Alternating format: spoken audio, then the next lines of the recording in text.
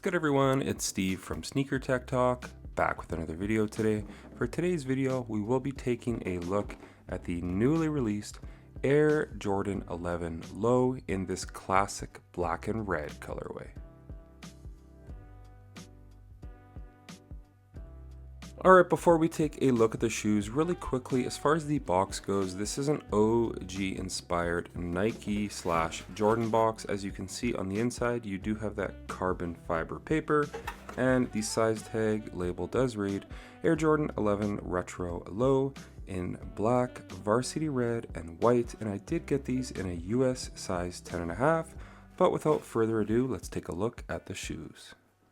Alright, so first things first, this shoe is releasing for the first time in this rendition. I believe it was in 2015. The brand did release one with a red liner that Michael Jordan did wear at a camp for one of his camps that he typically puts on. But this one right here is more true to the originals, and he did wear these in a playoff game. And I believe Shoesium was actually gifted a pair from Judd Bushler's dad back in the day for the pair that Michael Jordan actually wore, which is just crazy to me.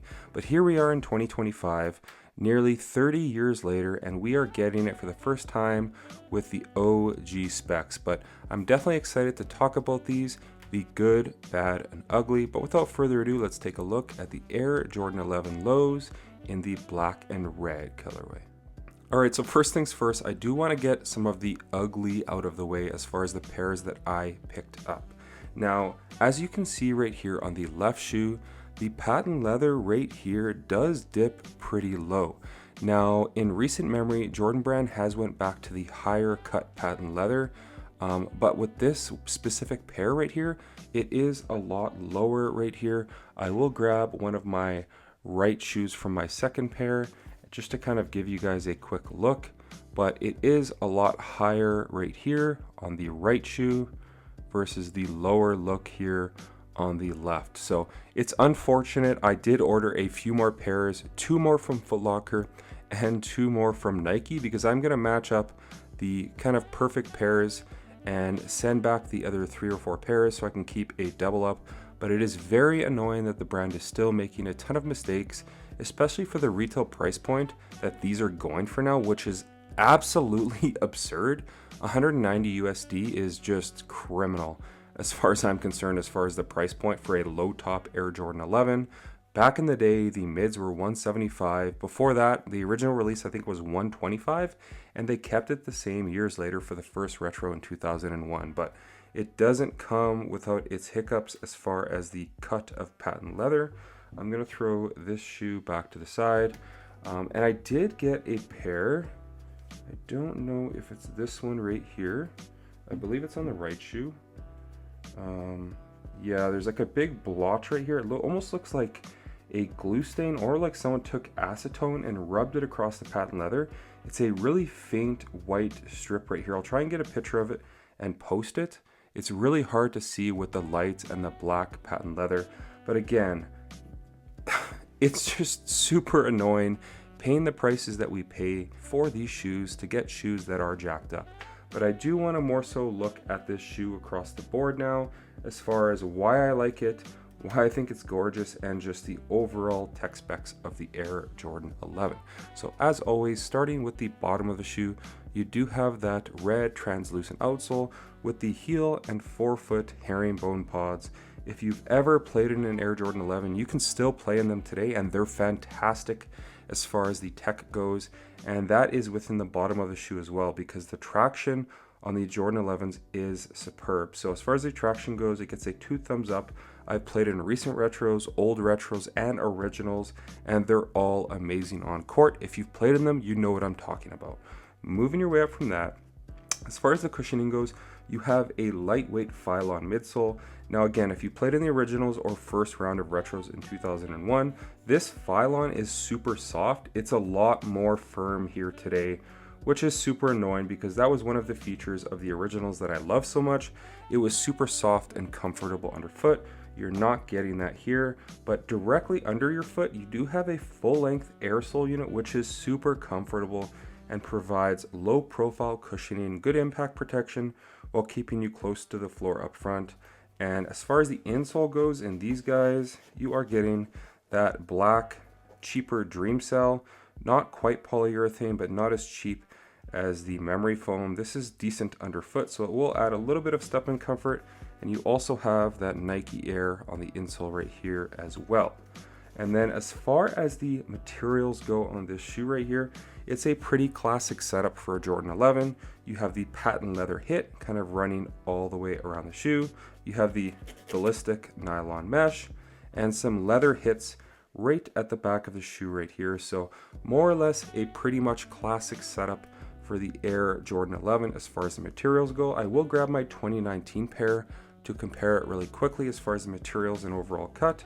So I'll grab those, just give me a quick second. So as you can see right here with the mid tops, you still have that patent leather, the ballistic nylon mesh, as you can see kind of running throughout.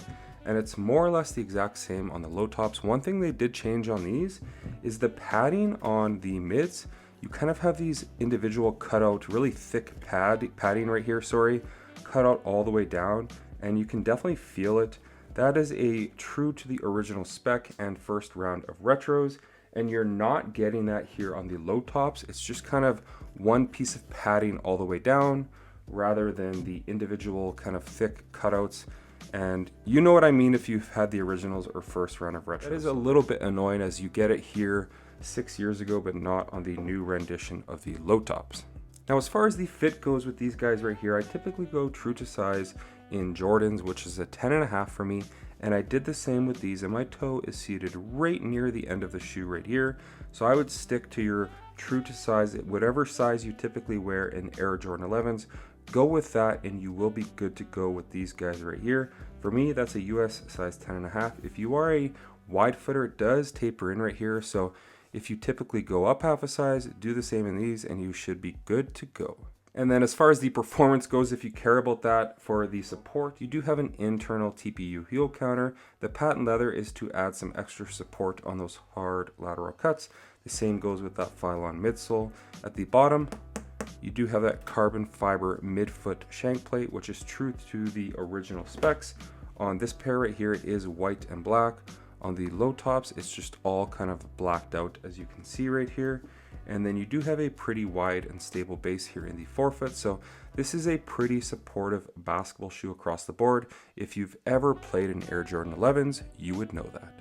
Really quickly, as far as the details on the Air Jordan 11 goes, starting at the bottom of the shoe through the translucent outsole, you have a black Jumpman right here.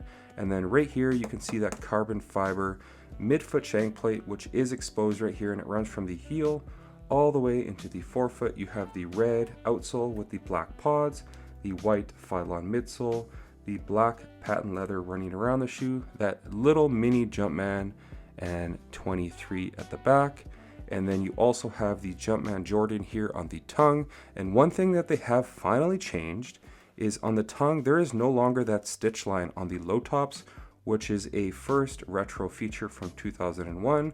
Everything after that has always had that really weird stitch line, and I am very happy to say it is finally gone here on the 2025 retro.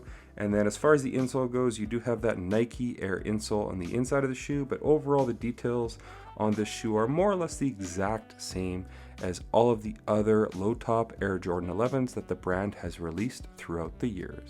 But that's going to do it for today's review on the Air Jordan 11 in this classic black and red colorway. Like I mentioned, it is a take on the mid tops here, back for the first time for the pair that he did wear in a playoff game back in the day. So I'm very excited that they're back without that red liner. I didn't mind it, but the overall shape and execution on this pair is far superior to the pair that we did get 10 years ago, minus the couple hiccups with the patent leather and some of the glue stains on my pairs. But I'm going to take care of that because they're going back to the store, and I'm going to pick out the best pairs that I can kind of pick out across the board for, I guess, the 6 pairs that I have coming in. I'll keep the best 2, but sound off in the comments, did you guys pick these up? Again, these retailed for 190 USD, 245 here in Canada. Prices are just getting completely insane. Obviously the tariffs are coming up, so who knows, maybe next year these will be $260. It's really unfortunate to be a sneakerhead right now because prices on retros just keep climbing, but the only people who are to blame are us because we keep purchasing them at those prices. But sound off in the comments what you guys think of this retro. Did you pick them up? Are you skipping them altogether, or are you hoping they go on sale? And stick around for the end of the video as I will have a portion of me having these on foot at the end. But as always, thanks for watching today's video, and until next time, peace.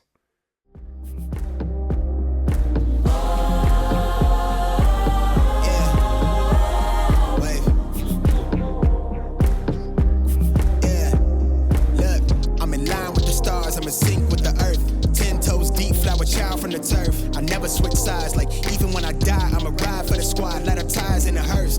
I've been on a vibe, kinda hard to describe. I'm in between, I'm good and it's fine, but I'm tired of the grind. Then I come alive in the night to realize I'm in the middle of the time of my life. I never sold pack for the stack, never lied on the rap, got a bag from the way that I write it. Queen looking Tyson, do that ass survive, doing 80 to the house, then I hit into the sky, change haters on a tirade, talking to their grip in the face, be still, let that hate stuff fade. We all want the same, we all want a meal in the safe. I wanna live like I'm trying to reach enlightenment. Trail spill from my lips.